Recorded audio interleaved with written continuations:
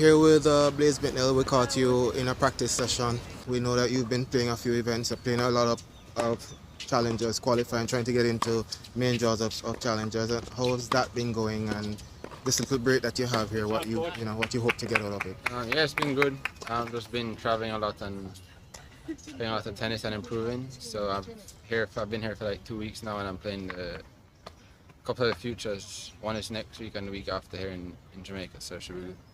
Okay. I've heard that you have a little niggling injury. How has that been going and how are you dealing with it? Yeah, it's been bothering me for about like 2 months now.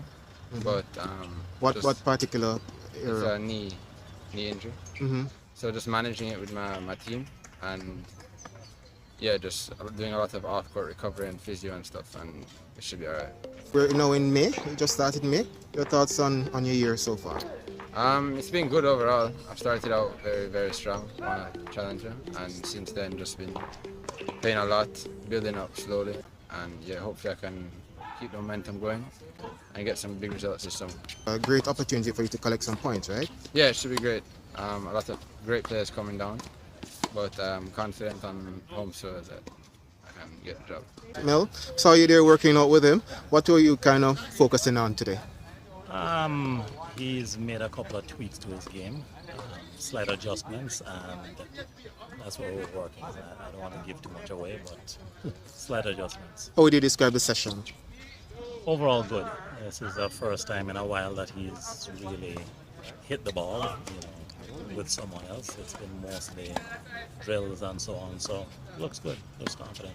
But we saw him playing Carter from Australia, a match everybody was rooting for him to win. Felt that he should have win, kind of slipped from him.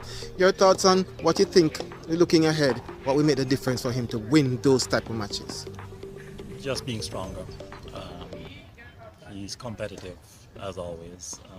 I think his legs just gave out on him then, and he had no excuses. He had an injury, but he could have gone through the finish line there if he were stronger.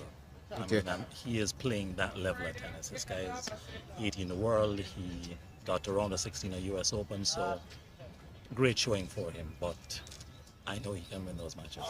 Okay, now Blaise has an opportunity to collect some points here in Jamaica at the Futures. Your thoughts on how important that would be for him?